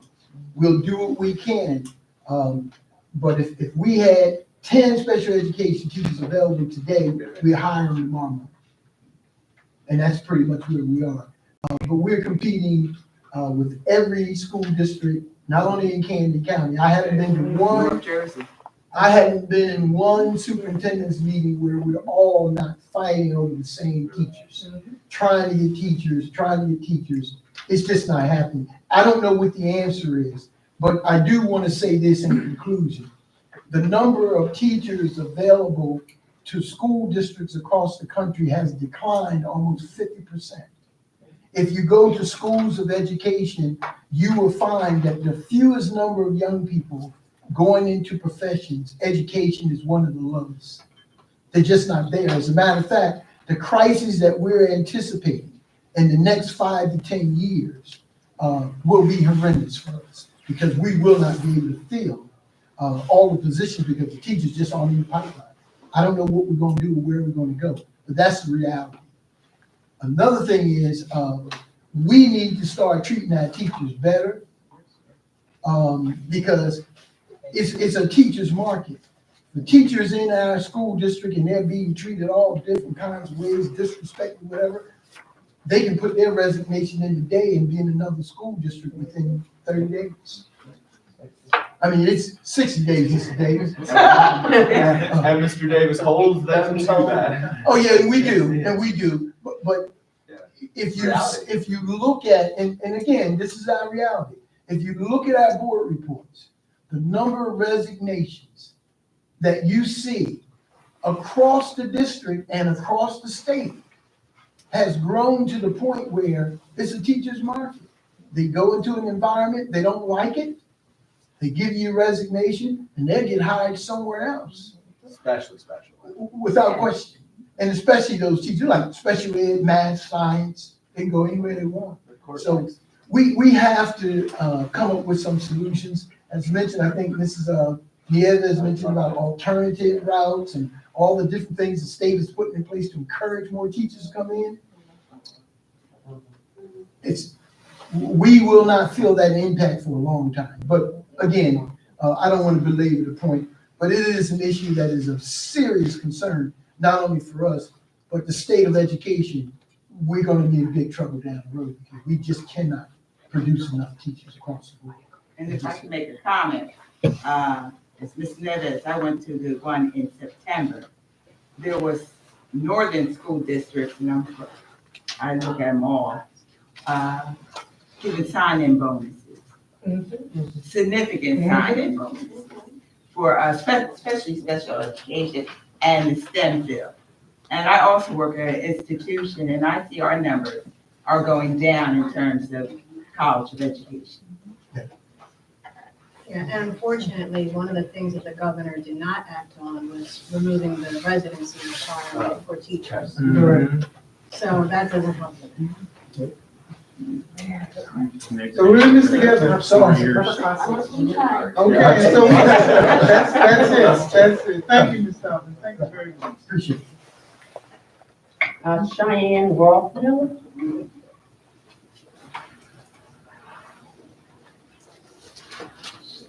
Good evening, everyone. My name is Shanae Rothmiller. I live at 128 Country Lane, Sicklerville. I'm a parent of a high school student. My son was suspended on January 25th for his cell phone device being seen. I know you guys said that this is a upcoming topic in the future meeting. Tomorrow. Tomorrow. Okay, well, unfortunately, I canceled my Valentine's plans because it was important for me to be here today. So I'll try to, and my plans are now tomorrow. So I'll call in or whatever, but I'm here to speak my piece today. So again, my son was suspended on the 25th for his cell phone being seen. Then I was advised that he was being suspended for 2 days, which was a shock because I was expecting the option to turn the phone in for 30 days, or unless you refuse, and then that's a 4-day suspension. I learned then that there was a change in the policy, that it was automatic 2-day suspension, which I hadn't been informed. Some teachers said they hadn't been informed. I heard that the principal was stating that it was new and that it was being enforced because that's what he was told. I did escalate my concerns and was able to then have my student turn in his phone in place of the 2-day suspension. I don't agree with the phone have to be turned in for 30 days either, but I'd rather my student be in school than to be suspended and miss time from school. I was disappointed that okay, he's suspended for this. We know this is the policy. However, there was no homework sent home. You know, he was suspended 9 o'clock in the morning, finished the school, or 9, early in the day, finished out the school day and was suspended for the next 2 days. I would think that homework or classwork would be assigned. We're promoting education. We're here for education, and I think it's terrible that we're suspending students for a phone being seen, and then to send them home for 2 days and not send them with any work to do left a bad taste in my mouth. I immediately started looking at other options. Again, we are here to promote education. I'm making sure that my son goes to school every day. If I don't, I'm in truancy court, but we're suspending students for what I think is a low-level, policy violation. And we are, this policy is, in my opinion, extremely harsh. The 30 days or 4 days or even 2 days is too much, especially when students, if they are suspended multiple times for this offense, are now at risk of losing the opportunity to participate in sports. These aren't students that are fighting, being disruptive, disrespecting teachers or anything else, well, my student isn't. So I don't think that it's right that we are disciplining them in this way for, again, something that should be a low-level offense. The punishment does just not fit what is considered to be a crime. I'm asking that you guys review this policy and downgrade the level of disciplinary action. Look at some of the other schools. I've looked at the surrounding area schools' policies, and the students are allowed to have their phones in between classes, just not able to use video, and but they're allowed to use their phones. Ms. Rothmiller, I want to thank you very much. As I had said earlier in the meeting, I'm calling a policy committee meeting. I head up the policy committee, and there will be 4 of us tomorrow going over that cell phone policy, because we have had very much, and it's been negative feedback, and it makes sense. It absolutely makes sense. So I'm going to ask you to trust us just a little bit longer, because my goal tomorrow is to hopefully be able to come back to this board with a cell phone policy that is not very restrictive and punitive, but will let the student know that there's a responsibility that they have and their expectations that we as a district have. So trust us just for about at least 1 more day. Okay? Thank you. Linda Smith. Okay. Thank you, Ms. Smith. Thank you, Ms. Smith. Smythe. Okay. Oh, Smythe. Thank you, Ms. Smythe. Adrian Pritchett.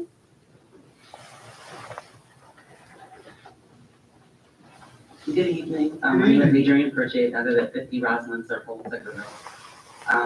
Pretty much 2 things. One, going forward, not just for the parents, but for the teachers too. If you guys have parent-teacher conferences that they could not fall on a Valentine's Day. We have no control over that. We meet the 2nd and 4th Wednesday. No, I'm not talking about the meeting, just parent-teacher conferences, yeah. Because, I would have been able to either do, not that I was doing anything, but I would have been able to do something, or the teachers could have done something, just to, because I know you guys were talking about, positivity with the teachers and things like that too. That may be something small. They could have been waiting for this day all year. And then the one day that they actually got to go out. So that's the first thing. The second thing is, I know you guys use Sodexo for lunch services. So my son, who is in the lower elementary and 2nd grade, he pretty much has free for all. So he can go in there and buy whatever snacks he wants. So I looked at the bill and I noticed, like, one day he bought 3 ice cream sandwiches. So I said, Donovan, are you, what are you doing? Are you buying it for yourself? Are you eating it? And he said, oh, no, I didn't share it, nothing like that. So I got to the school and I asked him, because I noticed it's a lot that he's purchasing. So I talked to the staff and they said pretty much what he's doing is he's buying it and giving it to his friends. So my concern with this is, one, if he's not being bullied, but if he was being bullied, that could be an issue. Number 2, what happens if he's giving something to someone who has an allergy? They're not supposed to be sharing things. He's acting like a little mini Oprah. Yes, you get an ice cream, you get chips, whatever the case may be. Very generous. Very generous at my expense. So, this is hurting my pocket a little bit. So I have written Sodexo and asked them, I said, I don't approve of this today, I actually went to parent-teacher conference. They're like, oh, he also is buying a second breakfast. So he gets breakfast for before school. And then he also goes in because he wants to hang out with his friends on the Sunday. And it's like, oh, here, he's probably not eating, so I'm probably just, paying for something that he's throwing away. So I did request that I don't authorize, any of these charges. Please don't, he can get a lunch and he can get a snack, and that's me being generous with the snack. So today, he purchased another breakfast, so I'm being charged for that again. I have no response back from Sodexo. So my thing, what they told me when I spoke with them is that, we can't cap it. So unless you write a note, that's the only way that we can cap it. To me, it should be the reverse. So it should be here, we'll give you a lunch if your parents, and it could be the beginning of the year and then just a form that's filled out. And then that form, you can change it throughout the year. But it shouldn't just be, there's no financial responsibility. So yeah, I'm gonna go home and teach them that, but a 7-year-old shouldn't have that much access to be able to purchase whatever. So I would ask the board, can we implement some sort of form in the beginning of the school year, just saying here, your parent has to authorize any additional charges outside of lunch? Ms. Rockman, a little bit of. Sure. So my mind immediately went to the food allergy because that's one of the things as a school attorney that keeps you up at night is an allergy attack because there's so much out there. And I know your son wouldn't obviously know that his friend would have a peanut allergy and then he tested and then we have to get an EpiPen and that and it's a mess. I'll say this about Sodexo. First of all, thank you for bringing it to our attention because as I like to say, we don't know what we don't know. And that's why Mrs. Pitts and Dr. Poteet and everybody up here value public comment the way that we do. So we appreciate that. But we're the customer for Sodexo. So I think that's something that we can certainly, we can't promise anything, of course, but I think we can appropriately address that type of issue because, if it goes to a lot, because my mind immediately is trying to go to liability, right? And who's going to get blamed if a kid has an allergy attack on a student? That's going to be on us. Right. So that's something I think we'll look into and address. Okay. Right. Thank you. What school was that? School number 3. But the form would be beneficial because it would help the parent too. Just so in the beginning of the school year here, my child's only get one snack, one lunch. And then if I want them to get more, like my other sons at the high school, they called me and said, here, your son's purchasing a second lunch. We don't allow that. And I was like, well, he eats a lot. I said, I'm getting him tested just to make sure everything's okay. They said everything's okay. There's nothing. He's a growing, teenager. This is how he eats. He can out-eat my whole household by himself. So he does get a second lunch. Yes, it is. So, but I allow him to get it because I know I know it's not going to waste. The 7-year-old, he doesn't eat like that. So, yes. I got you. Thank you so much. Thank So, you. Ms. Pritchard, if you just write that note, Sodexo can put it in the system. No, I did write the note. When did you write the note? No, I just wrote it yesterday. Okay. But today, and Mrs. Boyd did overhear everything. I CC'd her on the email. But I told them, this is a financial responsibility for me now.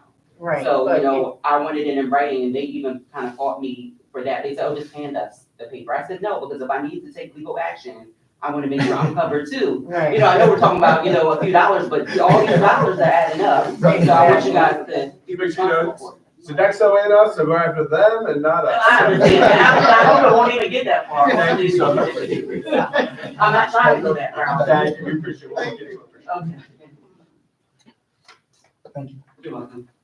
Madam President, that's all that have signed up. I'll look over at the text. Anybody in the waiting room? No callers. Okay, thank you. Therefore, at this time, board members, I'm asking for a motion to adjourn. Oh, public comment, sorry. I'm sorry, Mrs. Pitts. That's okay. I'm asking for a motion to adjourn our public comment. I move to adjourn our public comment. Second. Moved by Ms. Peterson, second by Ms. Shaw. All in favor? Aye. Any nays? Thank you. Mr. Long, executive? Yes. The Board of Education does have a need to enter into executive sessions this evening for 2 items.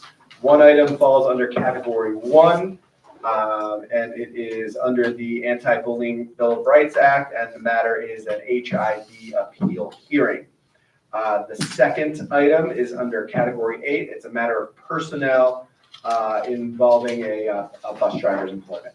So the length of the executive session is estimated to be 30 minutes. in which time we will reconvene and we do reserve the right to take action at that time. Thank you, Ms. Okay, thank you, Mr. Long. Board members, at this time, I'm asking for a motion to approve our moving into executive session. I move to approve entering into executive session. Second. Moved by Ms. Peterson, second by Mr. Shaw. Roll call, please.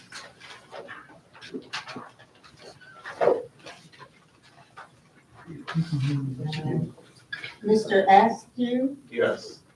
Ms. Stratton, Yes. Ms. Martin, Yes. Ms. Neville, Yes. Ms. Peterson, Yes. Mr. Shaw, Yes.